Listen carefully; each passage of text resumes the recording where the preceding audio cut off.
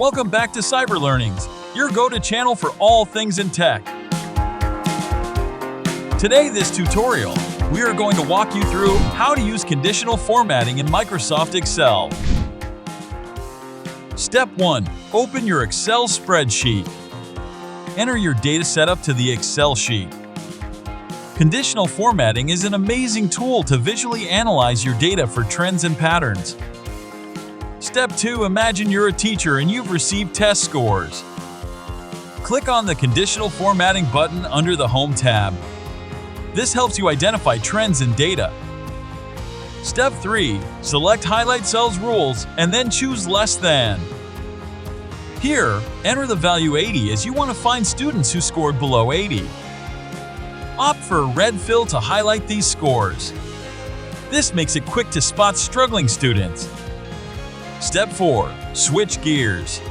If you run a restaurant and have customer reviews, let's analyze recent data. Again, use conditional formatting, but this time, select Highlight Cells Rules and pick a date occurring. Choose last 7 days and apply a yellow fill. Now you can swiftly spot recent feedback and notify the positive or negative feedbacks.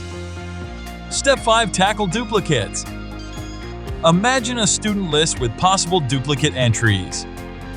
Under Conditional Formatting, go for Highlight Cells Rules and pick duplicate values. The duplicates will be highlighted, so you can clean up your list effectively. These are some of the important points you can get through conditional formatting. Stay tuned for more tech tutorials on Cyber Learnings. Don't forget to like, comment, and subscribe for awesome content.